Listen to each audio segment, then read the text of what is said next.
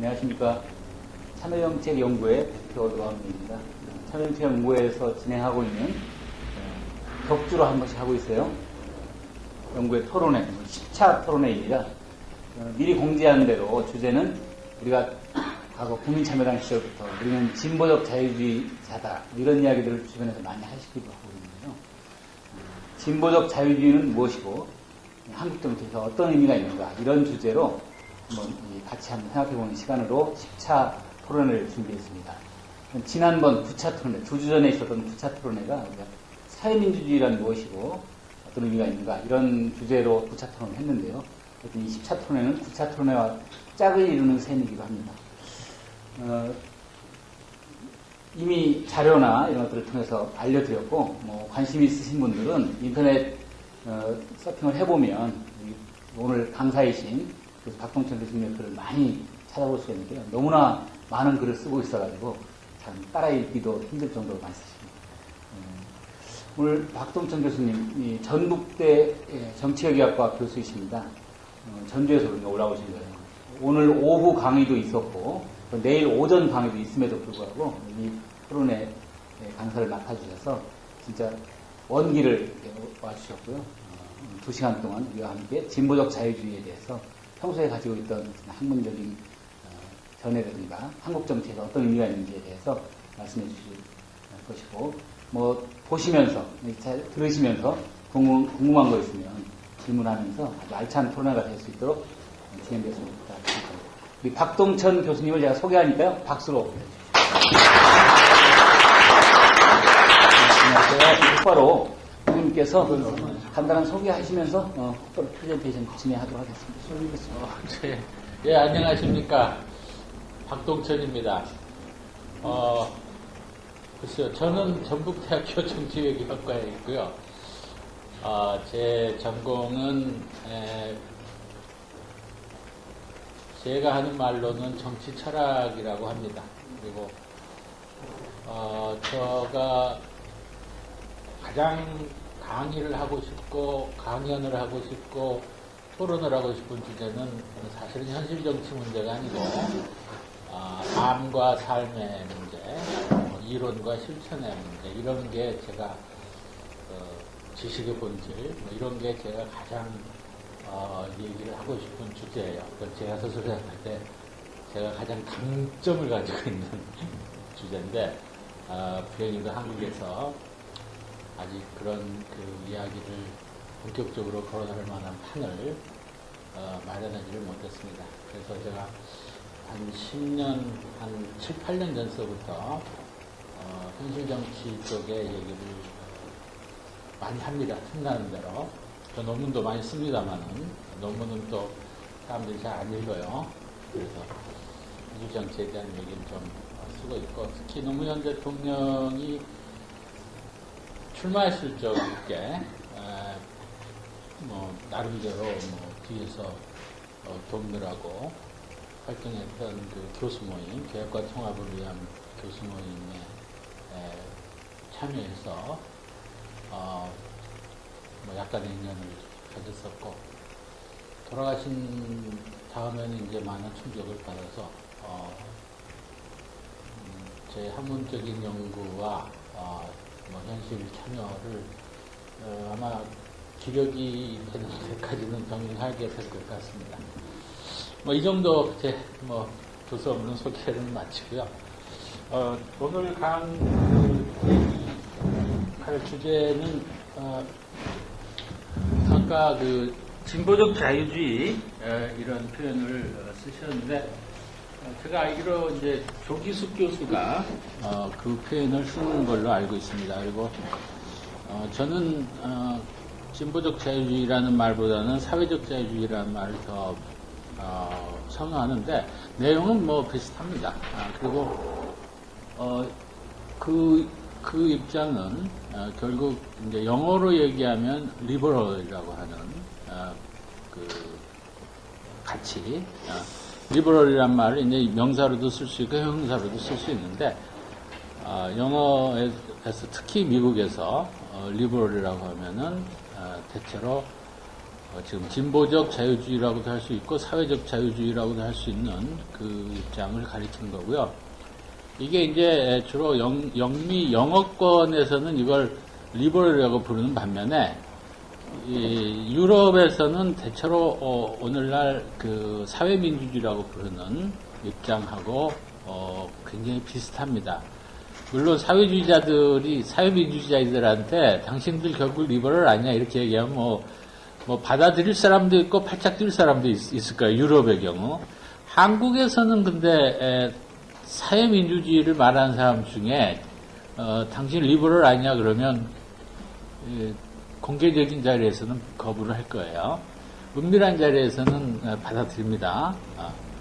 근데 노회찬 의원 같은 사람이 제가 저하고 몇 년 전에 술을 한잔하면서 나는 사회주의자는 아니고 나는 리버럴이라 그랬더니 노회찬이 하는 얘기가 70년대 리버럴 아닌 사람 누가 있냐 하면서 자기도 70년대 리버럴 했다고 그러더라고요. 그래서 내용상으로는 실제로 굉장히 비슷합니다. 그런 이야기들을 좀 할까 합니다. 네, 넘겨주시죠. 이게 자유주의 제가 책상 물림이다 보니까 좀 깝깝한 얘기부터 좀 하려고 합니다. 그래 자유주의 역사, 그다음에 자유주의 여러 단면, 리버럴의 가치 이런 순서로 진행을 하겠습니다.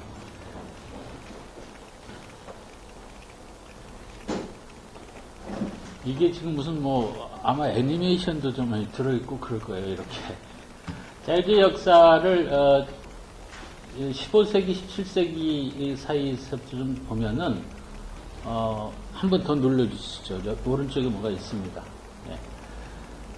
봉건제에서 절대왕정으로 이제 유럽의 역사인데요. 자유주의니 사회주의니 하는 게 전부 다 서양의 개념이고 서양의 제도입니다. 그래서 이 서구 중심주의냐 뭐냐 이 걱정을 좀 접어두고 우리가 현실 얘기하자면 서양 얘기를 좀 해야 됩니다. 이걸 제대로 이해를 하려면. 그래서 서양 얘기를 하는데 봉건제에서 이제 절대왕정으로 15세기에서 17세기 사이에 바뀌는 변화가 일어났어요. 근데 봉건제의 특징은 신분사회고 분권이고 지방 분권입니다. 그리고 이제 중요한 특징이 비체계선이에요. 그래서 신분사회라고 하지만 봉건제적 신분사회에 비해서 절대왕정에서 신분사회는 훨씬 더 신분이 정리가 되고 체계화되는 겁니다.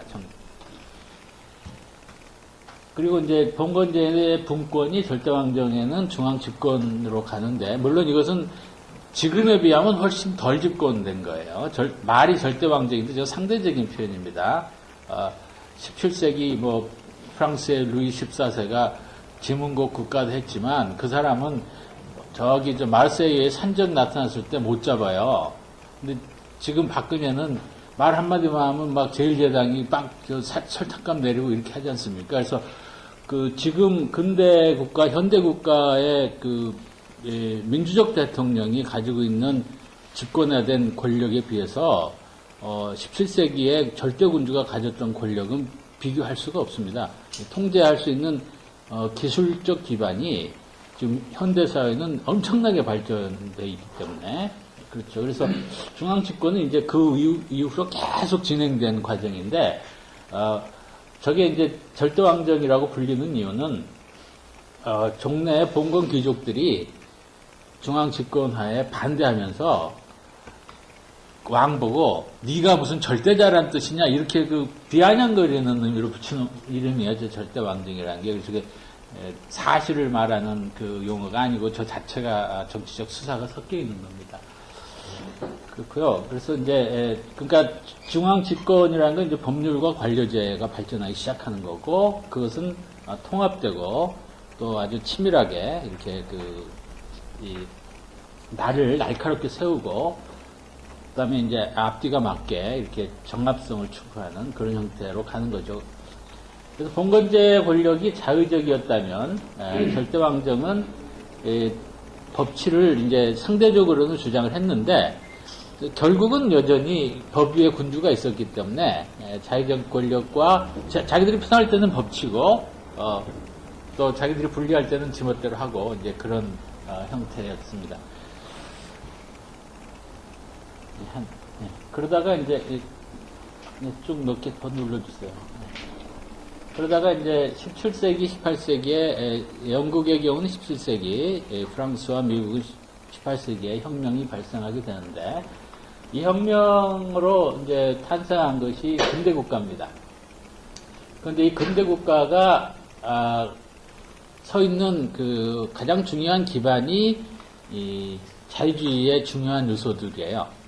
그러니까 절대왕정에서는 이제 왕권 신수설, 왕의 권력은 신이 준 것이다. 이랬던 게 근대 국가는 사회계약론에 의해서 정치 권력이라는 게 자연적 질서가 아니고 자연적이라는 말이 원래부터 있었다는 게 아니고 정치 권력은 만들어진 것이다. 사람들이 만든 것이다. 그런데 왜 만들었느냐? 편리하라고 만들었다. 이게 사회계약론이지 않습니까?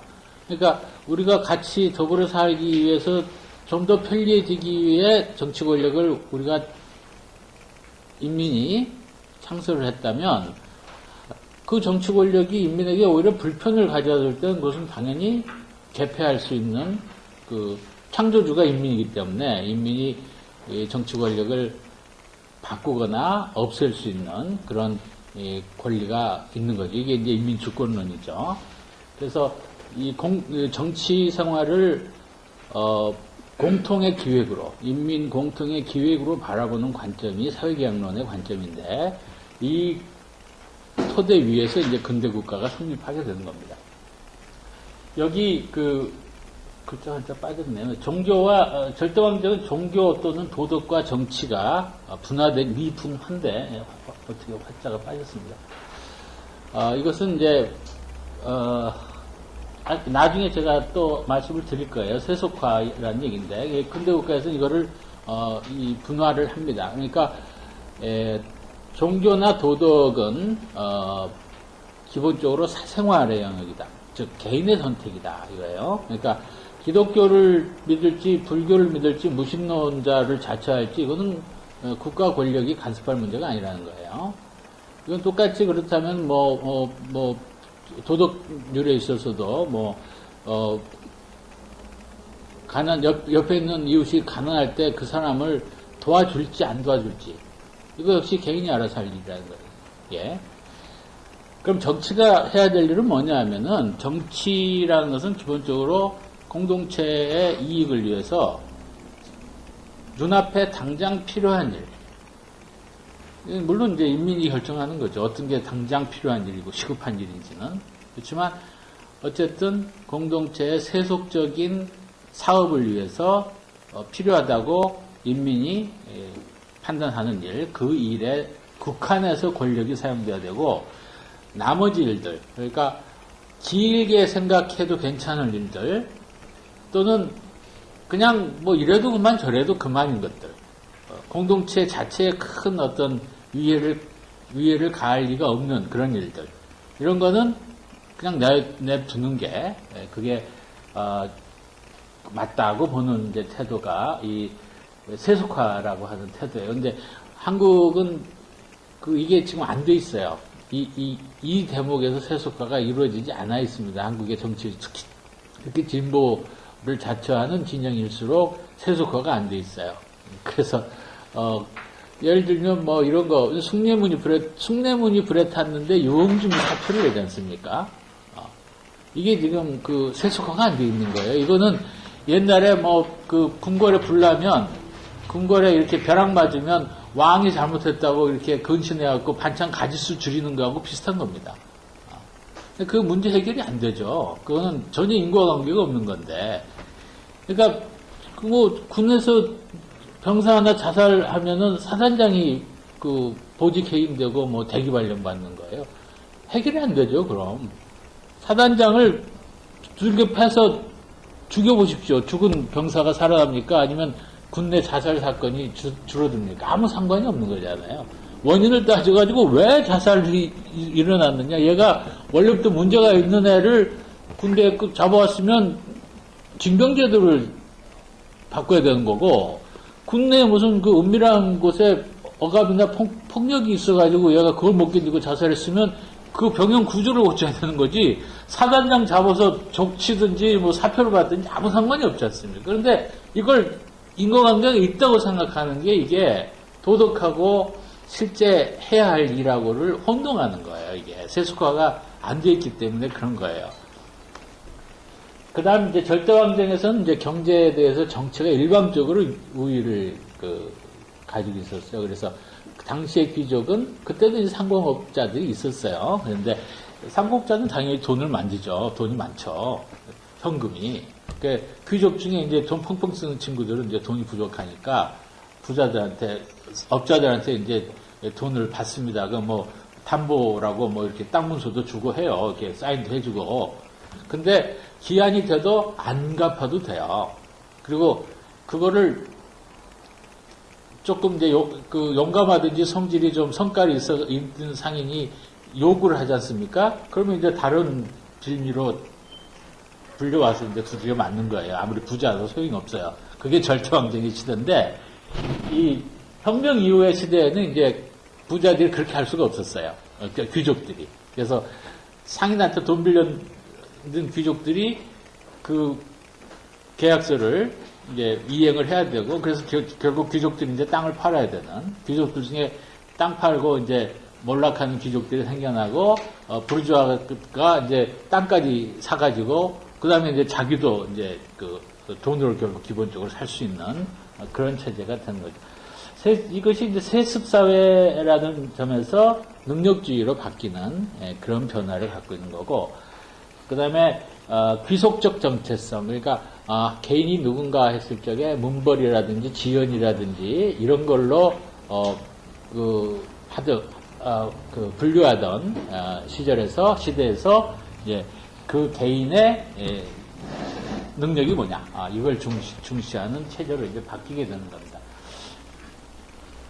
그랬다가 이제 아니요, 끊기시죠.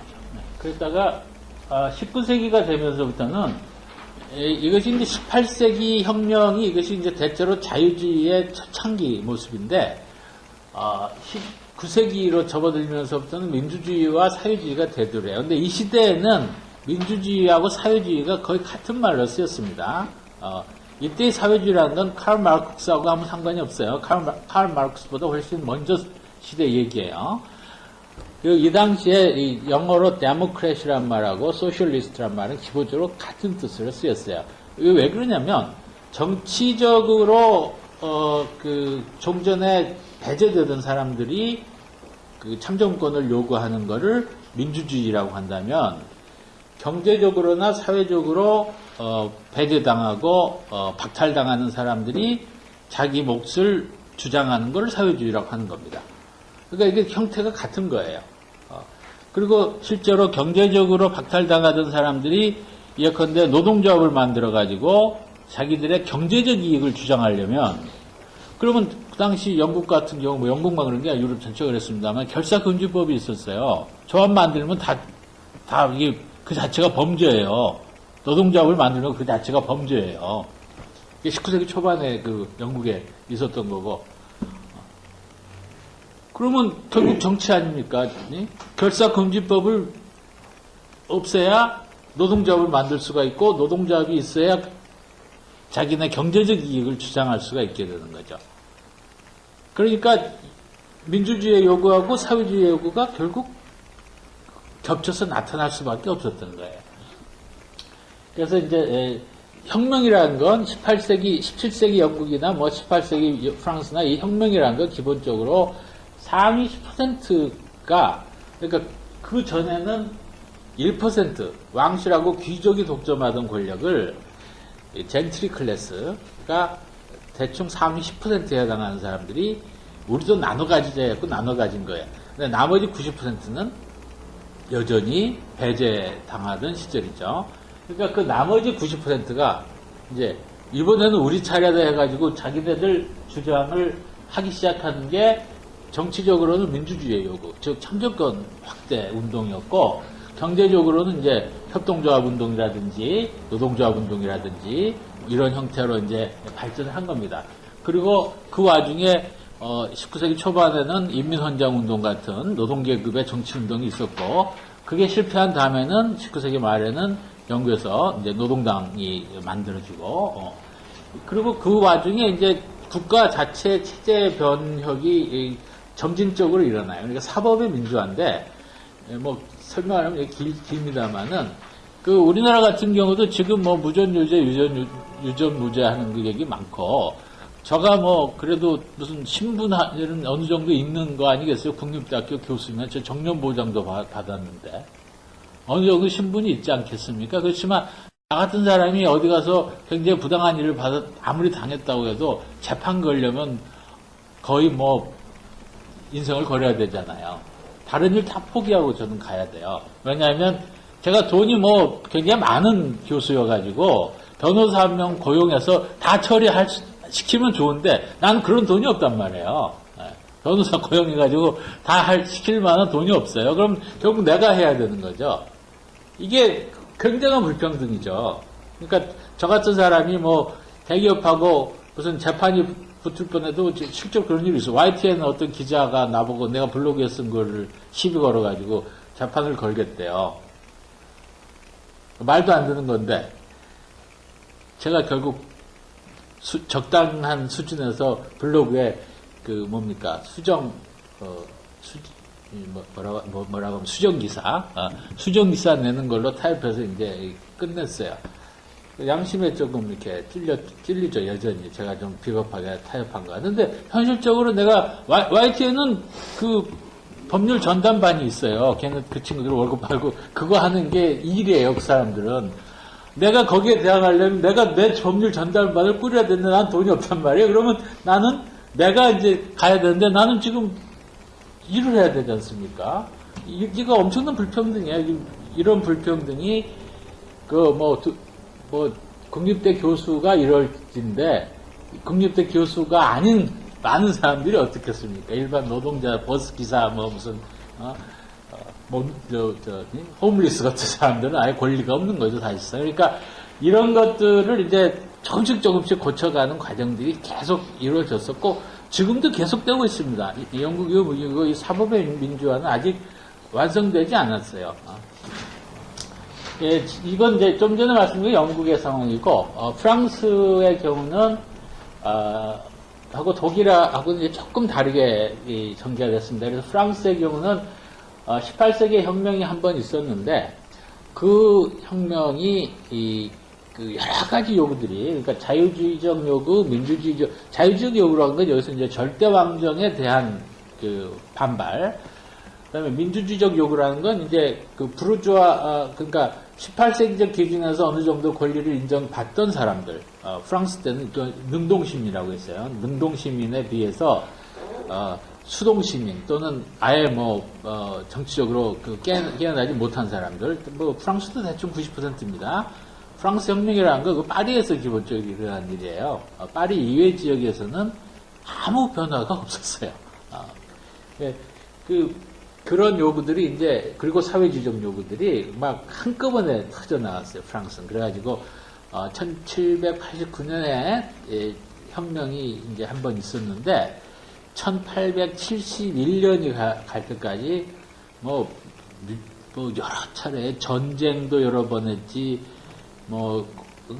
제1 제정에 제2 제정을 2번 했죠, 공화정을 3번 했죠, 하여튼, 안에서 그냥 터진 게 혁명이 몇 번이, 이런 80년에 그 정말 격변의 시대를 프랑스가 겪었습니다. 그 엄청난 실험, 사람도 많이 죽었고요.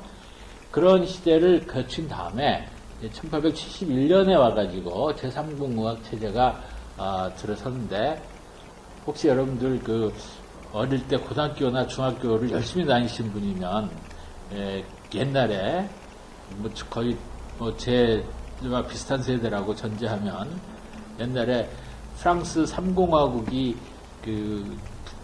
내각 책임제여서 불안했다, 이런 교과서 서술이 있었는데 아무도 기억을 못 하시는 것 같아요.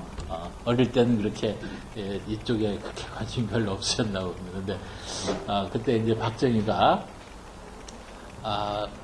내각 장면 정부를 무너뜨리고 나서 만들어낸 급조한 이데올로기가 내각제는 불안정하다, 그래가지고 1970년대, 뭐 아마 80년대 초반까지도 그런 서술이 쭉 있었을 텐데, 그 중고등학교 교과서에. 대표적인 사례로 독일의 바이마르 공화국하고 프랑스 3공화국, 4공화국을 내각제는 불안하다는 증거로 들었어요. 한국의 교과서에. 지금까지도 아마 그런 식으로 주입식 교육이 이루어지고 있을 겁니다. 어디선가는. 근데 이건 사실이 아니에요. 제3공화국은 프랑스가 이 80년단의 요동을 겪은 다음에 최초로 안정기에 접어든 시기입니다.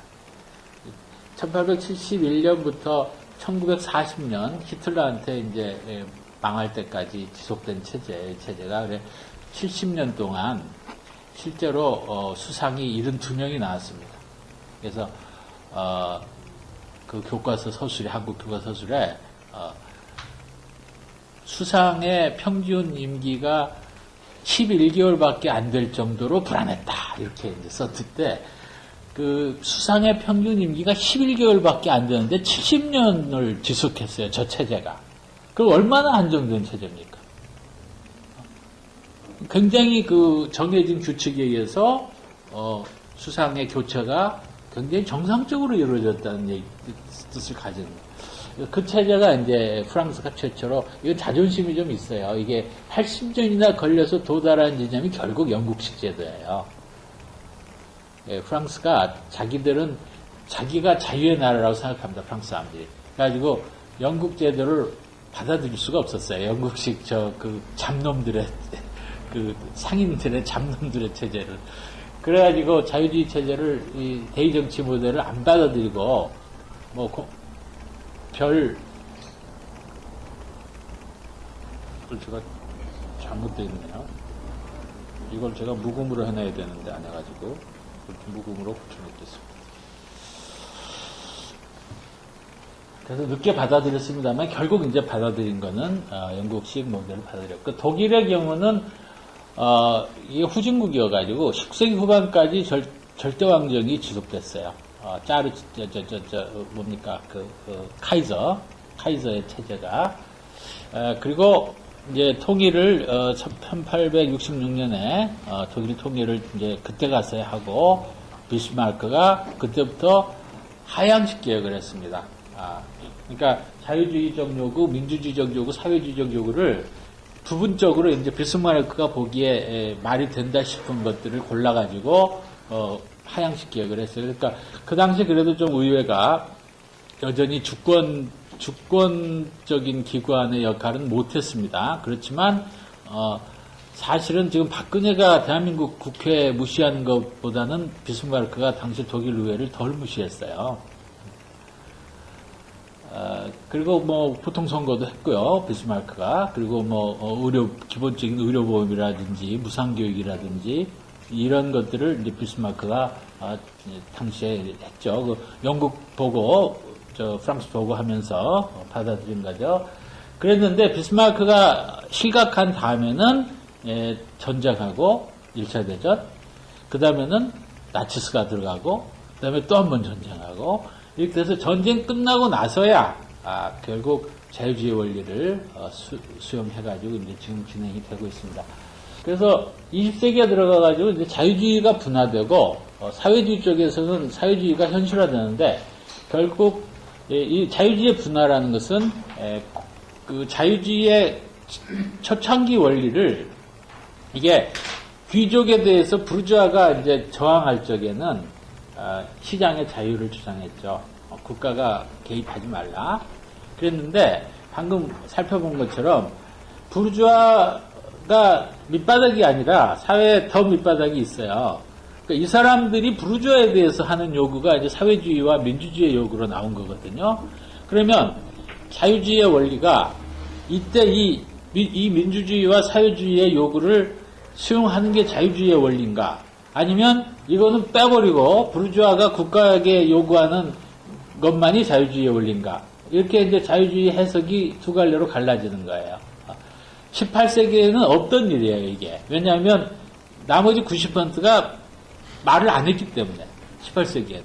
근데 그 위에서 상층부에서 9%가 1%한테 붙어가지고 뺏어내는 걸 봤단 말이에요. 이 90%가. 그러니까 당연히 이 90%가 이제 10%한테 붙어가지고 덤벼가지고 뺏을 생각을 하는 거죠.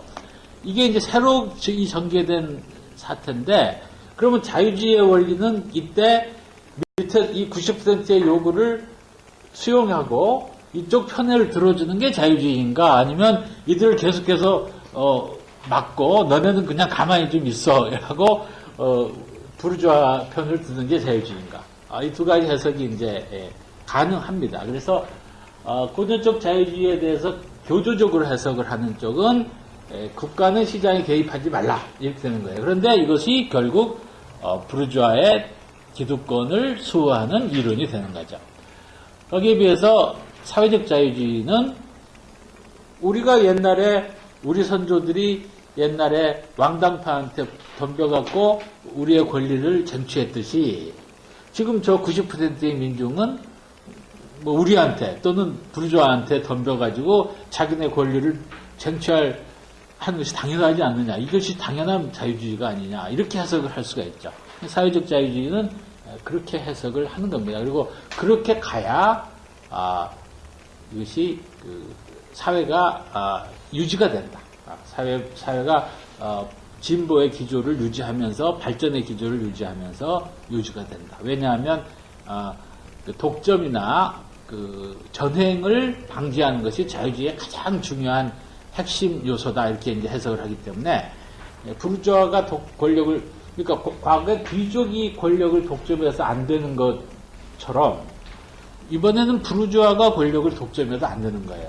부르주아의 독점을 견제할 정도의 힘이 나머지 이 무지렁이들한테 있어야 되는 겁니다. 그러니까 우리나라로 치면 삼성을 견제할, 삼성이 지멋대로 시장을 좌지우지해서는 다 망하는 거고, 삼성이 아무리 설쳐도 지 마음대로 못할 정도로 시장에 여타 중소기업이라든지 일반 소비자들의 그 힘이 삼성에 대한 견제력을 가질 정도는 커져야 된다, 이렇게 이제 보는 거죠. 그러면 삼성을 규제해야 될 이유가 너무나 당연하게 나오는 거죠. 이것이 이제 자유주의가 분화된 거. 사회주의 쪽에서는 이제 주로 초창기에 이제 사회주의가 그 분산된 형태로 발전을 했어요.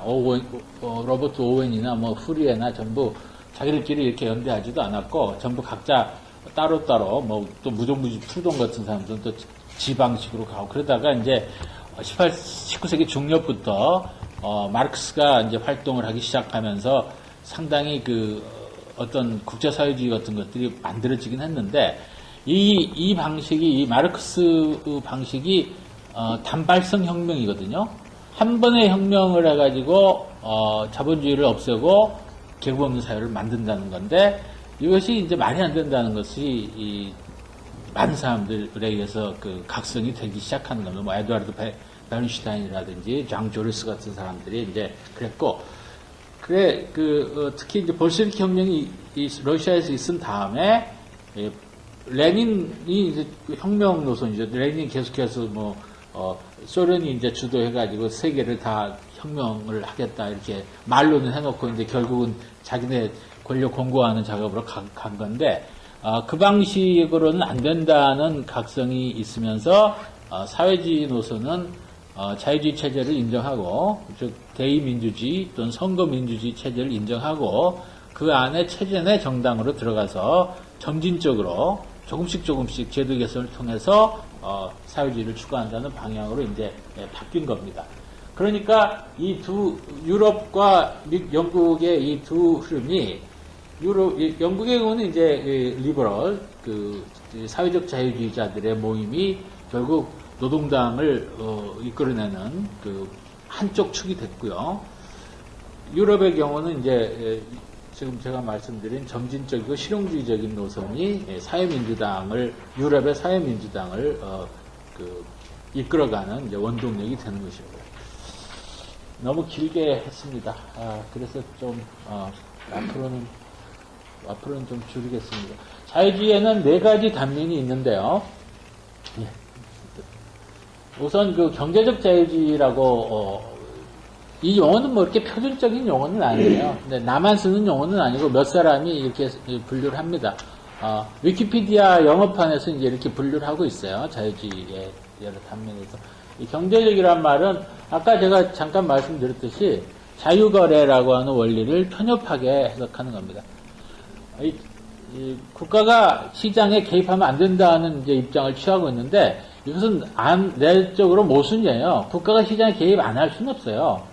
어떤 자유주의자도 어떤 자유방임주의자도 사기를 냅둬도 된다 이런 말을 하는 사람 없어요. 폭력. 내가 저 장사하고 있는데 깡패 와가지고 돈 뜯어낸 이거 해도 괜찮다고 말하는 자유주의자 없습니다 이 세상에. 그러면 그 경찰 기능이 국가 기능이 무슨 뭐 어디 민영화 해가지고 뭡니까 민병대 이렇게 고용해서 쓰나요? 그럼 완전히 무슨 전쟁터가 되는 거죠 시장이 아니라. 그래서 범죄 사기나 폭력 또 독점 어가 불공정 거래 계약의 부당한 계약 뭐 이런 것들을 가려내 가지고 제대로 시장 경쟁이 제대로 이루어지게 하는 역할은 국가가 해야 돼요. 그걸 안 할 수는 없어요. 그 국가가. 그래서 저건 다 인정하면서 이제 재벌에 대한 규제는 안 된다 이렇게 주장하는 건데 재벌에 대한 규제가 아까 제가 말씀드렸듯이 독점적인 권력을 소수 자본이 가져버리면 시장이 무너진단 말이에요. 우리나라 같은 경우 지금 뭐 IT 산업이고 뭐 어떤 다른 어디고 개인 개발자가 어떤 창조적인 아이디어를 내 가지고 이걸 하려고 할 때 이게 상업화가 되려면 뭐 의학이 됐든 무슨 뭐 반도체가 됐든 어떤 창조적인 아이디어가 상업화가 되려면 굉장히 장구한 세월이 걸립니다. 굉장히 많은 자본이 필요하고 많은 인력과 조직이 또 필요해요. 그게. 근데 그 초창기 지점에서 이걸 재벌이 뺏어가 버리는 거예요. 왜냐하면 이거를 개발해서 상업화할 때까지 들어가는 자본과 시간과 조직을 개인이 부담을 할 수가 없기 때문에 이걸 자본이 뺏어가 버리는 거예요. 그럼 이 사람은 고용자가 되어버리는 거죠. 돈 몇 푼 받고서. 그러니까 다 죽는 거예요. 모든 게 그러니까 이건희 머릿속에 가능한 일만 한국에서 벌어질 수가 있어요. 이건희를 벗어나는 가능성은 한국에서 생길 수가 없게 돼, 이렇게 짜여 있는 거예요. 이건 죽는 사회예요, 이건. 정치 쪽에서만 한국이 일본 따라가고 있는 게 아니라 지금 이 경제 쪽에서도 한국이 갈수록 지금 일본 따라가고 있는 겁니다. 일본이 완전히 지금 죽은 사회고 활력이 사라지고 있는 사회인데, 그래 이걸 그런 식으로 해석을 해버리니까 이건희와 같은 행위를 국가가 규제하지 못하는 게 되는데, 그건 결국 다 죽게 되는 거죠. 경제학을 이렇게 그리고 이래서 미시적으로 해석하는 거고, 정치 철학적, 사회 철학적 관점을 경제학에서 배제해버리는 게 경제적 자유주의고요. 이게 또 사연이 있어요. 폰 미세스나 하이에크 선생이 미세스예요. 이 사람들이 19세기, 20세기 초반에 이제 활약했던 사람들인데, 이 시대에 이미 존 스튜어트 밀이 이 사람들보다 이제 뭐 한두 세대 선배로 아주 거목으로 이제 있었고, 그러니까 밀의 영향이 굉장히 강력하게 작용하던 시대였고, 그리고 이제 뭐 미세스하고 비슷한 세대인 이 케인스가 케인스 경제학이 1920년에 대공황을 기점으로, 대공황보다 훨씬 전에 윈스턴 처칠이 근본위제로 복귀를 하는 정책을 취했는데, 그때 케인스가 처칠 자문 역할을 하고 있었어요. 그래가지고 너 그렇게 하면 디플레이션이 온다 하고 경고를 했거든요. 근데 이제 처칠이 강행했어요. 그 결과 뭐 디플레이션 정도가 아니라 전 세계적인 이제 대공황이 왔어요. 그래서 하루아침에 케인스가 스타로 뜬 겁니다. 2008년에 하루아침에 폴 크루그먼이 떠가지고 노벨상 받았듯이 케인스도 그랬어요. 크루그먼이 케인스 항맥기를 계승한 사람이에요. 근데 그 이후로 이제 케인스가 케인스 경제학이 세계를 주름잡았죠. 1960년대까지. 그 사이에 그늘에서 은인 자죽하면서 끈질기게 자기네들 목소리 내던 사람들이 미세스 하이에커예요. 그리고 결국 이제 69년 미국의 닉슨 당선과 더불어 그 경제학계에서도 이제 이 권력 이동이 이제 발생하는 겁니다. 그때부터 이들의 경제학이 이제 그 존슨 시대 복지가 이제 무너졌다, 뭐 이게 낭비였다, 이런 이제 반성이 일어납니다. 그러니까 경제학사적으로는 이제 자기들의 한풀이를 지금 하고 있는 거예요. 이게 thatcher와 레이건의 이론적 기초인데, 이제 그 시작은 뭐 닉슨 시대에서부터 이제 시작된 거라고 할 수 있습니다. 여기에 비해서, 정치적 자유주의는, 기본적으로, 다수의 결정과 소수의 권리로 요약할 수가 있습니다. 그래서, 그러니까 중요한 일, 그리고 지금 당장 시급하게 결정해야 될 일은 다수의 의사에 따르는 거예요. 그렇지만 이 다수의 결정에는 한계가 있습니다. 소수를 죽여가면서 이게 공리주의적 원리를 이게 좀 교묘하게 적용을 하면요. 이 최대 다수의 최대 행복이라고 하잖아요. 근데 그거를 교묘하게 적용을 하면 10명이 살다가 1명 죽이고 그 사람 가진 것을 뺏어가지고 나머지 9명이 나눠 가지면 최대 다수의 최대 행복이에요. 말이 그렇게 되는 거예요. 그리고 그 9명이 살다가 또 1명 죽이고 그가 갖고 있던 거 8명이 나눠 가지면 최대 다수 최대 행복이에요. 예. 그러니까 논리적으로 그렇게 되는 거고 실제 이게 꼭 내가 지금 말장난을 하는 건 아니고요. 가난한 사람들 패 죽이고 우리끼리 잘 살자 하는 시스템이 그 체제죠. 가난한 것들 계속 더 가난하게 만들어가지고, 그것들 계속 노예로 만들고, 노동자로 만들고, 완전히 의존할 수밖에 없게 만들고, 우리끼리 잘 먹고 잘 살자. 그 시스템이거든요. 그 짓을 못하게, 그렇게는 할 수 없다는 게 이제 소수의 권리예요. 그러니까 다수 결의, 공공사업 같은 거에서 다수가 결정하되, 개인들에게 어떤 직접적인 영향을 미치는 그 결과를 고려해서 소수의 권리를 존중하는 한도 위에서 다수결이 이루어져야 된다. 이런 게 이제 정치적 자유주의의 원리고 뭐 좀 줄여서 말씀드리면 그래서 사적인 그 영역에서 벌어지는 지배나 억압들, 깡패라든지 이제 뭐 두목이 또는 부자가 가난한 자를 억압하는 이런 것들을 국가 권력으로 통제는 하는데 경찰, 치안 뭐 이런 거죠. 그렇지만 여전히 이 정치 권력의 행사는 꼭 필요한 경우에만 한정해서 하도록 엄격한 감시가 필요하다고 하는 거고, 그래서 이 정치적 자유주의의 이제 원리에서 중요한 것은 시민사회의 역할입니다. 시민사회가 즉 공론장이 언론이라든지 정보의 소통 이런 것들이 열려 있고 그렇게 거기서 이제 집단지성이 발휘가 돼야지 어떤 일이 옳은지 그른지를 판가름을 할 수가 있게 되죠. 그러니까 비판적 시민교육이 중요하고 또 관인의 정신 이런 것들이 이제 중요하다는 거고요. 이 정치적 자유주의하고 굉장히 서로 통할 수 있으면서 약간 다른 측면을 강조하는 게 사회적 자유주의입니다.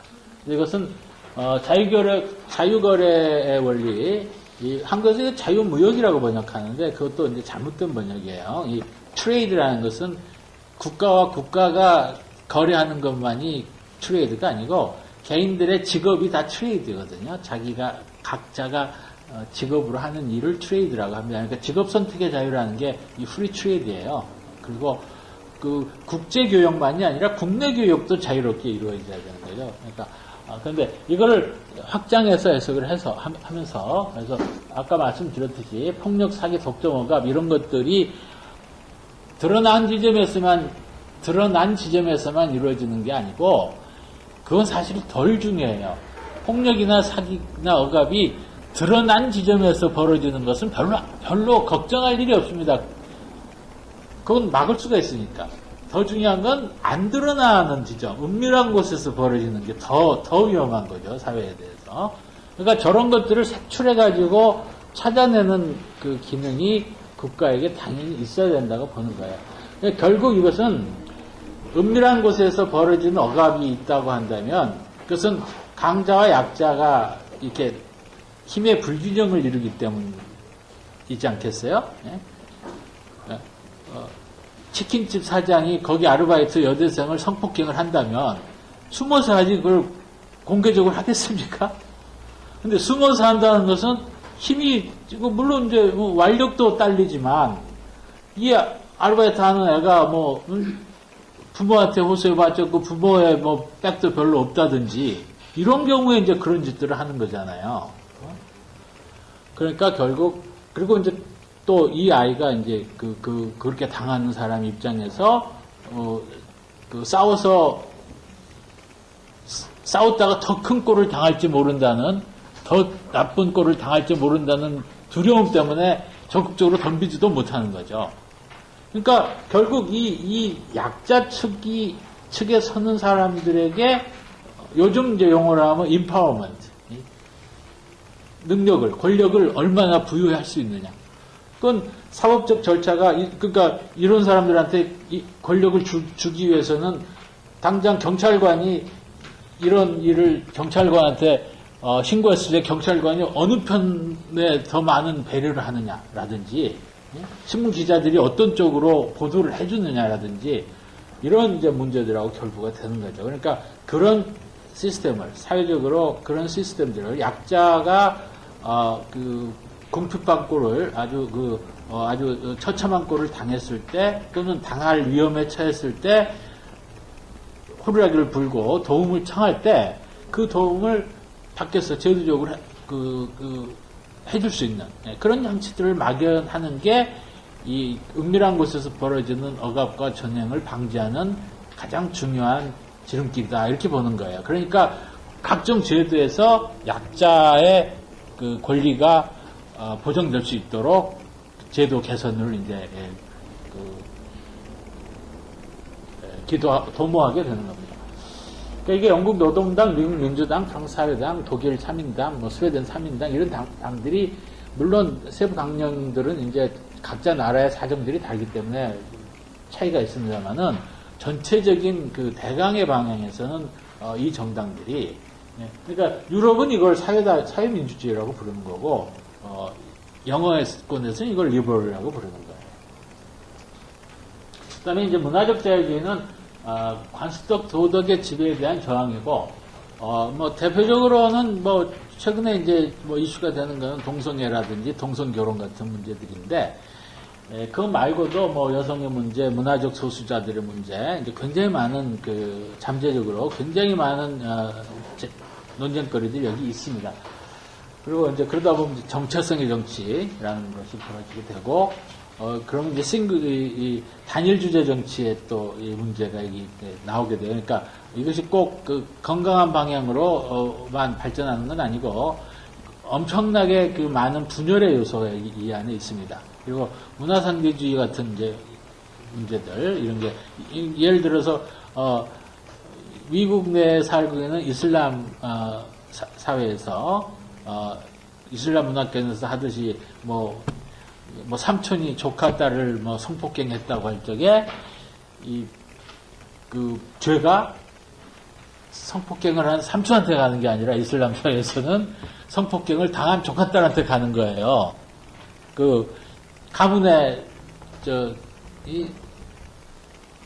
욕을 입혔다는 그 죄가 그 성폭행을 당한 여성한테 가는 거예요, 이슬람 문화에서. 그래서 뭐 돌로 쳐서 죽여요. 만약에 뭐 이란에서 이라크에서 그렇게 했다는데 미국이 어쩌고 할 수는 없겠지. 그것도 문화상대주의 문제긴 한데, 예컨대 미국 사회에서 그런 일이 벌어졌다고 해요. 우리 사회에서 그런 일이 벌어졌다고 해요. 우리나라에서는 뭐 그렇게는 안 되지만은 미국 사회에서 이슬람 문화권에 있는 사람들이 자기네 관습에 따라서 자기네 사회 안에서 성폭행 당한 여성을 가문의 수치들이 아주 돌로 쳐서 죽였다고 하면은 이때 국가가 개입했을 때 이슬람 문화가 문화상대주의를 부르짖으면서 정체성의 정치를 부르짖으면서 왜 우리의 전통적 관습을 왜 너희가 제국주의적으로 지금 간섭하느냐 이렇게 하면 이제 골치 아픈 문제가 됐죠. 아주 어려운 이런 정말 뭐 어떻게 대답해야 될지 그 쉽게 답이 안 나오는 이제 이런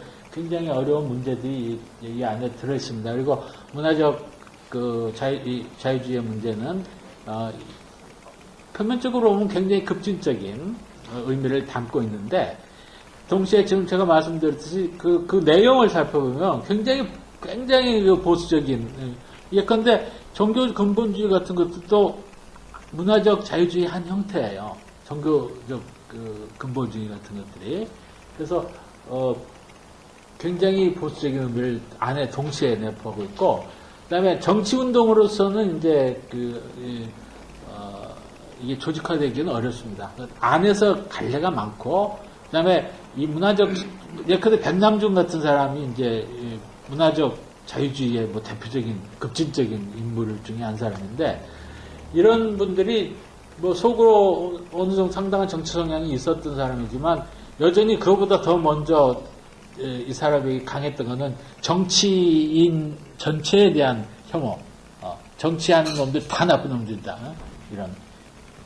그러니까 이 문화적 자유주의가 이제 정치, 이 세속 정치에 대해서 전체적으로 이렇게 혐오감을 드러내고 거부하는 그런 경향이 있습니다. 그래서 지금 이제 강조할 거는 정치적 자유주의하고 사회적 자유주의, 요 지점이 리버럴의 가치다, 이렇게 볼 수 있고요. 그래서 이제 리버럴의 가치 말씀을 좀 더 드리겠습니다.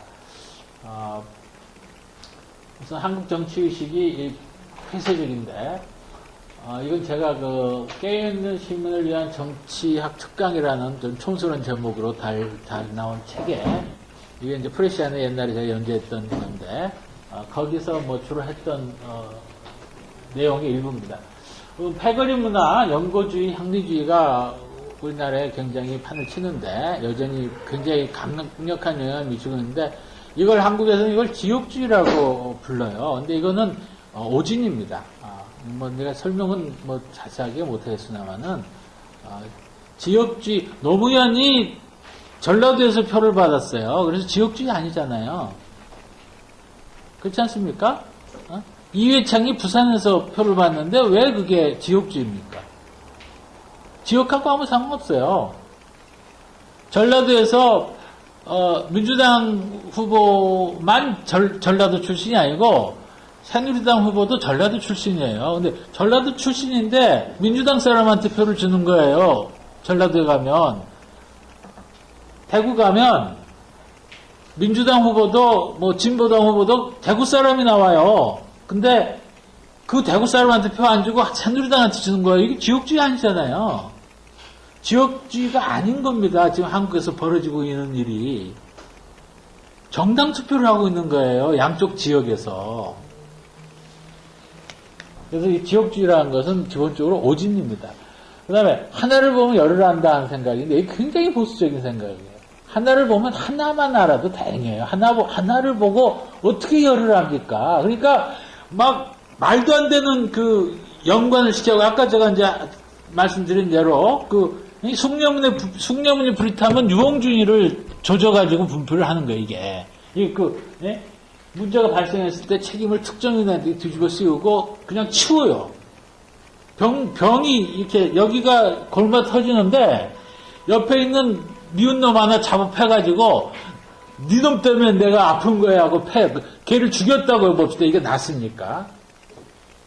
이게 병이 걸렸으면 이걸 고쳐야지 옆에 있는 사람 패면 뭐합니까? 근데 우리는 지금 그걸 하고 있는 거예요. 그리고 그거를 뻔하지 않느냐. 지금 여기서 이제 이렇게 제가 말씀을 드리니까 여러분께서 지금 뭐 속으로도 안 받아들이시는지 모르겠지만 하여튼 그래도 어느 정도 지금 뭐 저한테 뭐라고는 안 하는데 막상 이게 지금 실제로 숭례문이 불에 탄 날 숭례문에 막 화재가 나서 막 중계방송을 해가지고 막 일부 사람들 눈물 흘리고 뭐 나라 망한다 어쩌고 저쩌고 하고 있는 그 시점에서 제가 그리고 유홍준이 뭐 이제 사표 내고 이렇게 하고 있을 때 유홍준이 뭐가 잘못이냐 하고 제가 막 목청 높이 떠들었으면 저한테까지 전부 다 이제 몰배를 줄 거예요. 많은 걸 갖고 어디서 그러느냐고 이렇게 되는 거죠. 그래서 이 혁신을 혐오하고 새로운 생각을 이게 이 거칠기 짝이 없는 A에서 A, B, C, D, E, F, G 이렇게 가는 요 징검다리가 굉장히 다 그 잘 따져봐야 되고 그게 그 넘어가는 연결고리가 분명한 건지 꼼꼼하게 챙겨야 되는데 이걸 안 챙기고 그냥 대충 넘어가요. 그렇게 되니까 이 새로운 사고방식이 자라날 수가 없는 겁니다. 이렇게 그냥 뒤집어 씌우기식 사고에서는 조선시대 사고나 지금 사고나 거의 비슷해요. 마의라는 상상력이 동원된 허구입니다만은 그거 보면 병 고쳤는데 오히려 공이 아니라 동물 침을 공주 몸에 썼다고 벌을 주는 거 아니에요. 근데 대왕 대비가 나서갖고 그 편을 들잖아요. 그 짓 지금 하고 있는 거예요. 우리가 그대로 지금. 한민족 예외주의와 우리 저들의 이분, 한미 FTA 같은 경우 진보 진영이라는 사람들이 지금까지도 지금 시점이 굉장히 중요합니다. 2006년에 한미 FTA 얘기하는 거하고 언제였죠? 11년에 한미 FTA 얘기하는 거하고 2013년에 한미 FTA 얘기하는 거는 지금 시점이 달라서 지금 훨씬 더 분명하게 얘기할 수 있어요. 그때는 다 시행하기도 전이었고 지금은 시행한 지 1년 지났잖아요. 근데 내가 보기에는 건강한 상식을 가진 사람이면 한미 FTA 때문에 나라가 망할 것 같지는 않아요. 1년 해봤는데 누구 죽었어요? 누구 망했어요? 한미 FTA 때문에? 앞으로 특별히 더 나빠질까요? 지금 이 상황이? 한미 FTA는 2006년부터 하던 얘기인데요, 제가. 한미 FTA는 잘 되면 요 정도의 이익이 있고 잘못되면 요 정도의 손해가 있는 일인데 전체 GDP, 천당과 지옥은 이렇게 되는 겁니다. 그래서 100점이 되느냐, 빵점이 되느냐, 냉탕과 온탕을, 천당과 지옥을 오가는 그런 문제가 아니고, 51점을 맞을까, 49점을 맞을까 정도의 문제예요. 그리고 잘하면 51점을 맞을 수가 있는 문제예요. 그래서 노무현 대통령이 그거 잘한 거예요.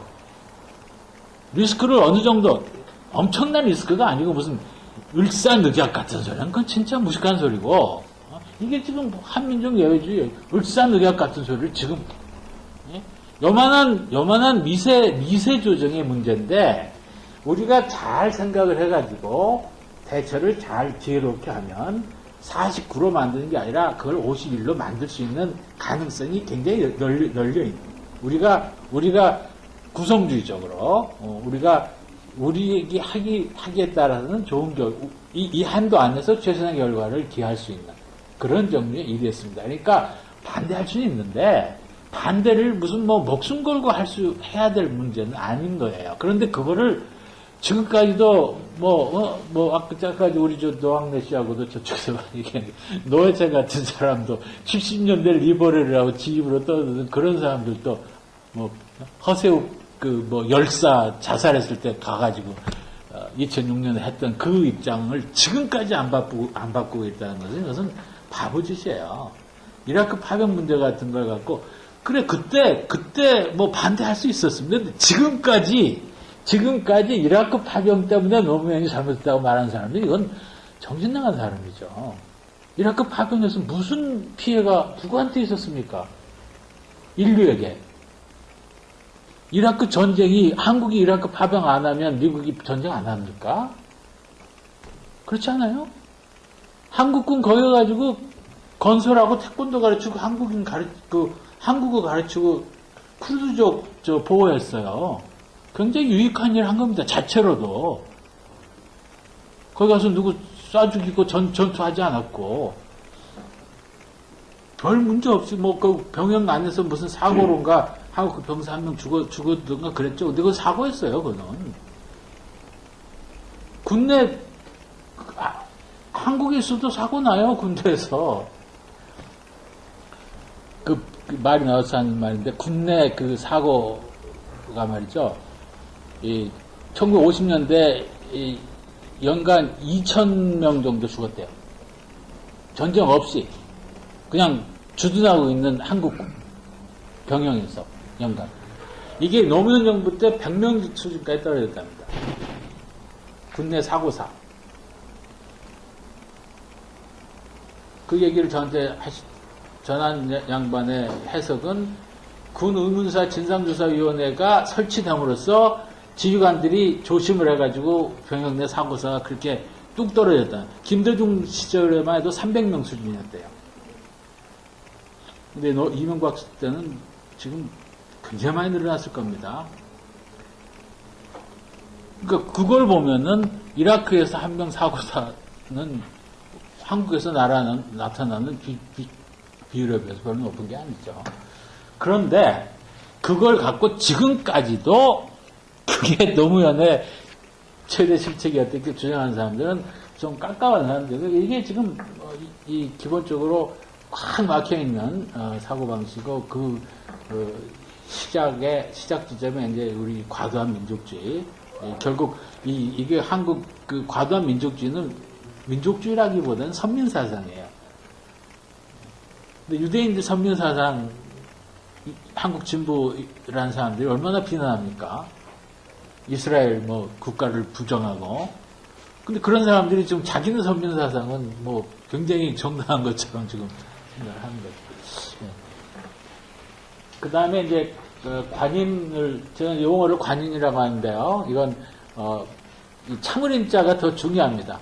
받아들일 용자보다. 용은 수준이 더 높은 거예요. 용은. 관용은 수준이 더 높은 거예요. 그래서 우리가 서로 그 도덕적 덕목으로 이걸 우리가 상대한테 요구하는 것은 좀 너무 지나친 거예요. 우리가 좀 주저넘은 거예요. 우리끼리. 자기가 마음을 넓게 써가지고 적군의 그 생각도 다 품을 수 있는 아량을 기르는 건 본인 수양으로 괜찮은 거니까 해도 되는데, 우리가 서로 권면하면서 우리 모두 관용합시다. 이건 좀 주저넘은 짓이라고 저는 생각해요. 우리가 서로 권할 정도의 수준은 우리 서로 참읍시다. 이 정도가 이제 맞다고 생각합니다. 그러니까 톨러레이션이란 말 자체가 참는다는 뜻이에요. 받아들인다는 뜻이 아니고. 기독교도가 어떻게 불교를 받아들입니까? 기껏 그냥 참으면 되는 거지. 참아주면 되는 거지. 아디아포라라는 게 이제 그 기독교에서 쓰는 말인데요. 그러니까 서양 기독교에서 담배 피고 이런 거는 아디아포라예요. 한국 기독교는 근데 담배 피면 지옥 가요. 특히 개신교가 그래요. 개신교가. 프로테스탄트라는 데가.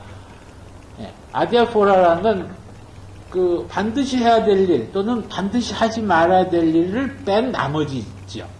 이것은 이래도 그만 저래도 그만. 그러니까 이걸 인정해야 각자 알아서 하는 게 이거는. 예. 잠잘 때 빤스를 입고 자든지 잠옷을 입고 자든지 빨아먹고 자든지. 예. 각자 알아서 해야 되는 거죠. 머리카락을 뭐 5cm 위로 자르든지 뭐 어쩌든지 말든지. 저는 이렇게 좀 험하게 하고 다닙니다만은 이게 뭐 장단점이 있어요. 사람들이 이제 저처럼 뭐 이렇게 저와 비슷한 성향을 가진 사람들은 자유분방하게 차리고 댕긴다 이렇게 좋게 봐주고, 이렇게 그 폼 잡고 이렇게 격식 차리기 좋아하는 사람들은 뭐 인간이 저 모양이야 이제 이렇게 그렇죠. 이건 장단점이 있는 거고 제가 비용을 치는 거죠. 그러니까 좀 무슨 폼나는 자리 막 휘황찬란한 자리에 가면은 되게 뭐 까만 경장에 뭐 이렇게 하얀 와이셔츠 입고 바짝 뭐 머리 자르고 이런 자리에는 전 안 불러요. 제가 가면 분위기 깨지니까. 그런데 제가 못 가는 비용을 제가 치르고 사는 거예요. 너무 행복해요. 그래서 이렇게 그런 사람들 비아냥거리기도 하고 이게 얼마나 재밌습니까? 본인이 각자 알아서 사는 거예요. 그렇다고 제가 인간적으로 그렇게 말쑥하게 차리고 다니는 사람들을 싫어하는 건 아닙니다. 그분들하고도 친한 사람들 굉장히 많이 있어요. 이거 아디아포라죠, 이런 것들은. 이거 보시면, 뭐, 어른 앞에서 맞담배질을 하든지, 뭐.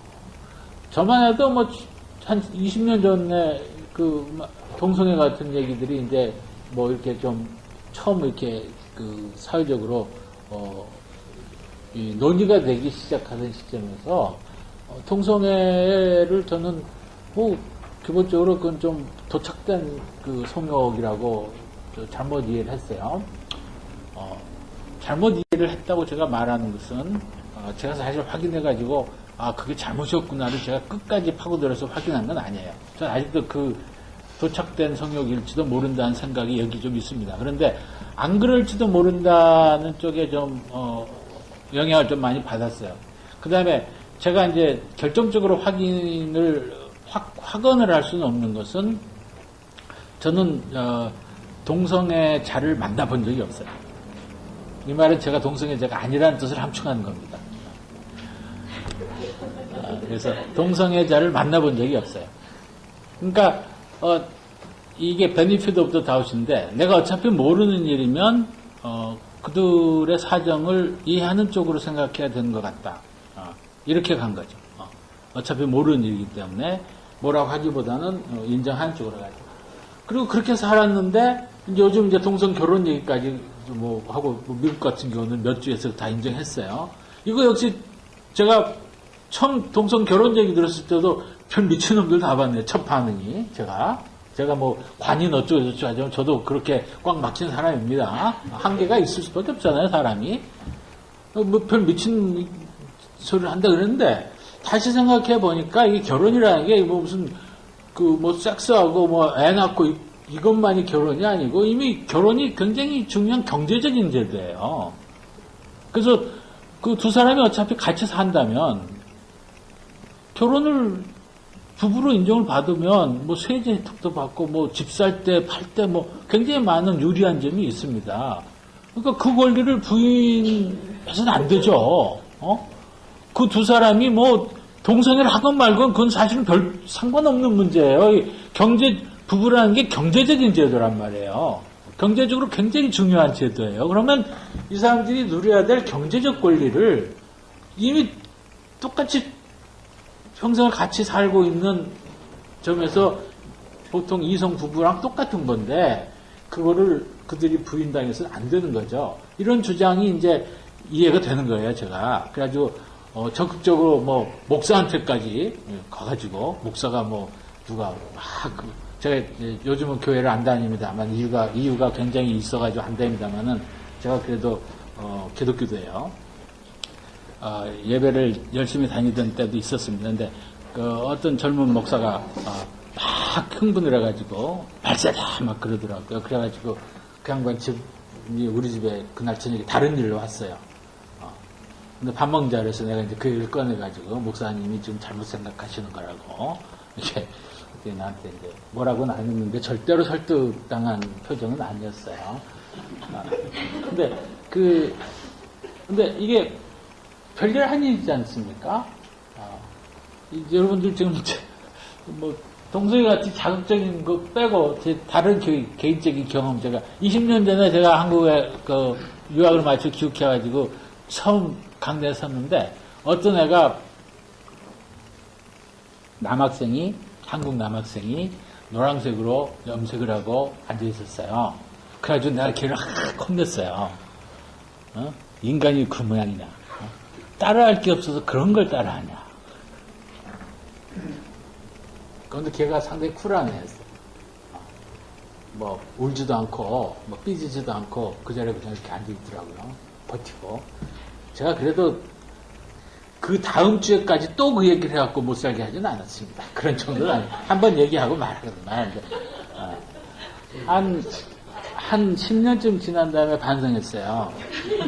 10년쯤 지난 다음에 뭐 이천수가 초록색으로 뭐 염색하고 다니는 게 이제 남자고 여자고 점점 수가 늘어나고 보니까 괜찮더라고요. 이렇게 안 거슬려요, 눈에. 그러니까 이제 반성했죠. 이게 순전히 그 익숙함의 차이였다. 처음 본 게 그냥 충격이었는데 이걸 나쁜 걸로 그 지노포비아죠. 새로운 건 나쁜 거다. 이렇게 반응을 한 거예요. 정치학 교수야 뭐 정치 철학 전공한다는 인간이 그런 짓을 한 거예요. 그리고선 이제 눈에 좀 읽으니까 별거 아니. 얼마나 많은 금기가 세상에 있습니까? 근데 그 금기들 거의 대부분이 별일 아닌 것들이에요. 목숨 걸고 싸울 일이 아니라고요. 그리고 그건 대부분 다 그게 도덕의 이름으로 그 금기가 행해지는 건데 그건 기본적으로 다 개인이 알아서 할 일이에요. 개인이 비용을 치를 거고 그게 진짜 뭐 지옥 갈 죄라면 그리고 신이 있다면 그건 신이 알아서 할 일이지 옆 사람이 알아서 할 일 아니잖아요. 도둑질 안 하고 다른 사람 못 살게 안 하고 지 혼자 알아서 하는 정도면은 옆 사람 좀 불쾌하게 할 수는 있겠죠. 근데 그건 서로 참고 살아야 되잖아요. 옆 사람이 뭐 마늘 먹고 냄새 나는 거 그거 불쾌하다고 그 사람 감옥에 보내거나 마늘 생산을 금지하다고 이렇게 할 수는 없지 않습니까? 그거 똑같이 옆 사람이 수염 기르고 그것도 별로 멋있지도 않은 수염 기르고 다닌다고 이 사람 감옥 보낼 수 없는 거잖아요. 그거 비슷하게 성적 취향이라든지 염색을 하든지 말든지 이런 거, 담배를 피든지 말든지. 박원순 시장 다 잘하는데 딱 한 가지 그 담배 그 공공장소에 못 피게 하는 건 난 옳은 일이 아니라고 생각해요. 그건 옳은 일이 아닙니다. 세컨 그 간접 흡연의 위험을 가지고 규제를 해야 된다면 진짜 우리 뭐 숨도 못 쉬고 살아야지 맞습니다. 그건 저는 별로 저는 혐연권을 존중해야 되는데 그렇지만 흡연권도 존중해 줘야 된다고 생각합니다. 그리고 그건 기본적으로 정부가 나서서 금지할 일은 아니라고 생각해요. 흡연구역이나 뭐 금연구역을 정하는 것까지는 저는 찬성하는데 모든 그 길거리에서 담배 못 피고 모든 공원에서 담배 안 피고 어디서 피워요? 어디서 피우라는 거예요? 공원에서 안 피우면?